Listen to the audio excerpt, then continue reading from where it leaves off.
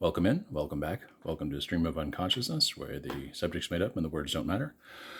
Today, I would like to review an item that I'd been waiting on for some little time. Every time I looked at it on Entertainment Earth, it was always listed as pre-order. And on my birthday, as I was purchasing a couple of things that my brother had given me an Amazon card for, I, for giggles, put in Star Trek 3.75 inch. And it came up with a list of figures, and I was like, okay, fine. Except it had the one I was actually looking for, which was the Pike, or not Pike, the Chris Pine as Captain Kirk. Now, this is the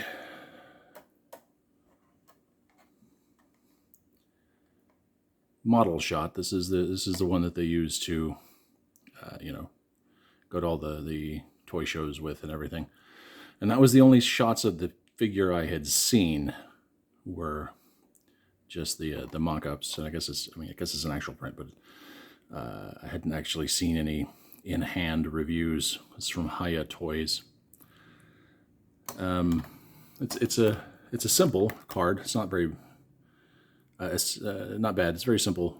It's got really good artwork on it, I think.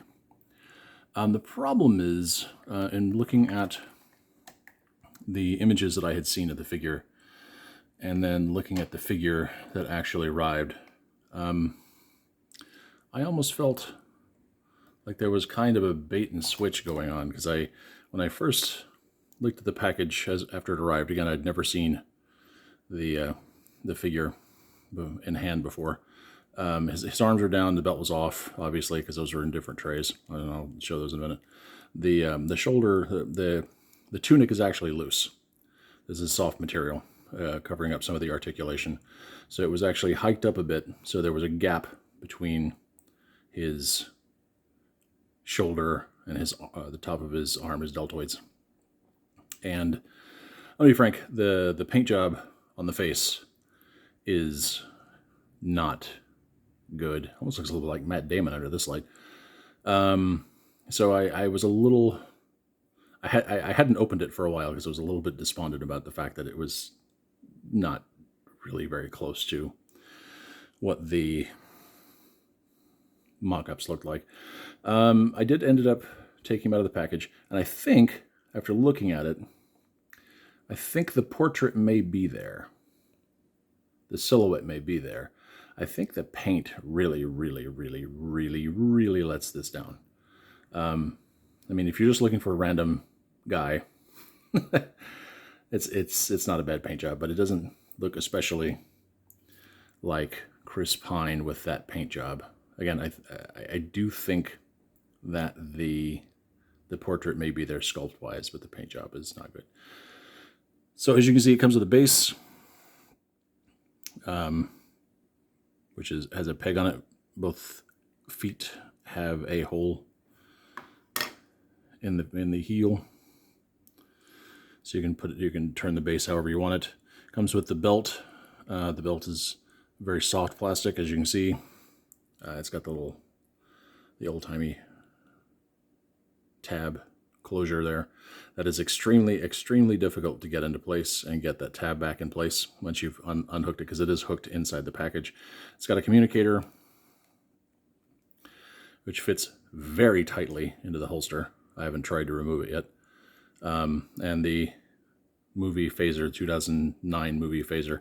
I do kind of like the articulation. So the shoulders obviously rotate. They raise and lower. As you can see there, there's a little bit of I'm not completely sure about that joint, but it does move a little bit up and down, as well as swiveling and then raising and lowering. It's got swivel elbow joints, which are good. The hands are actually removable, and they do swivel, and you can pose them a little bit on the knobs that they're on for the removable hands. The hips flex and move sideways and actually drop a little bit, and it's like one of those double joints there. It's got the double jointed knees, which honestly, I understand for posability, for a lot of people that like posability, that's better. I've never really cared for the look of the double jointed knees. The boots swivel at the top of the boot, and the ankle also rolls. My biggest problem with the ankles is that it looks like the attachment for the ankle is actually in the front of the foot rather than straight down into the foot. The head does move a little bit. It turns.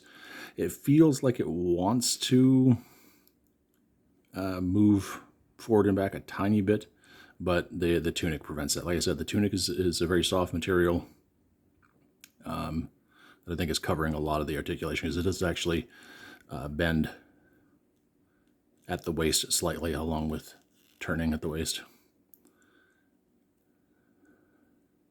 Interestingly, the articulation is not too dissimilar from the original movie ones that came out that everyone hated for good reason, because they're not very proportionate and they are extremely ugly.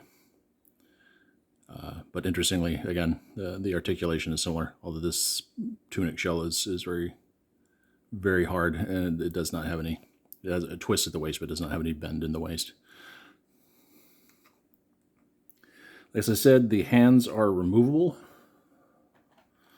Having said that, one of the things to watch out for on this is this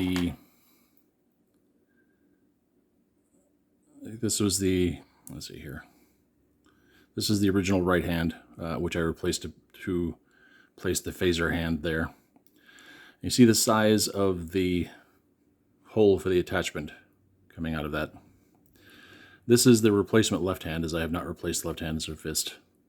You see the difference in size in the peg holes. I actually had to drill the right hand out a tiny bit, the phaser hand, to get it to fit back on, because the knobs that are on there are fairly large, and I'm sure it would probably hold it more tightly, but I also didn't want to break the peg trying to get it back on. And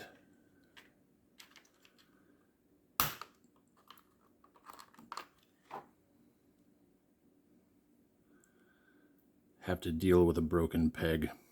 That's one of the reasons why I'm not taking the hands off now, to show you the actual peg that's underneath, for the simple fact that it doesn't feel that fragile, and for something that goes into the wrist, it's actually fairly thick, but I don't want to take any chances. The phaser fits very, very, very, very tightly into the hand.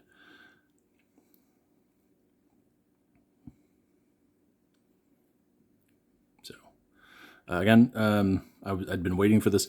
I think I saw this a year ago, and it's like, oh, you know, the test models look really, really good. I would like to have one of those, please. And then according to Entertainment Earth, it was constantly on pre-order. I still don't know why that is. And found it on Amazon. I was a little bit despondent at first. I actually like the figure much better once I got him out of the package. Again, I think the paint job on the face really lets it down. The rest of it is really good. The tunic is the classic lime green, which, you know, is showing a little more golden under the quote-unquote studio lights here. This is the kind of stuff. Star Wars has had, you know, the Black Series and all of that stuff for a while now. This is really what I want for future Star Trek figures. I don't know if enough people are buying these for Haya to get the license to continue with like classic characters or whatever, but I do like the articulation a lot now that I've had it out and posing it and dealing with it. I would like to see future efforts in this line, and probably my suggestion to them, since Playmates seems to keep missing the boat, is to do people beyond just the original 7.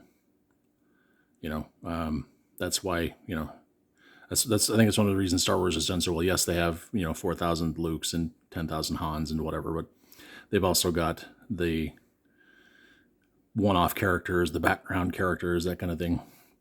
You know, sure, I absolutely want to see good sculpts of the original cast with this kind of articulation in this scale. But, you know, also some Klingons, some Romulans, you know, Tellarites, Andorians.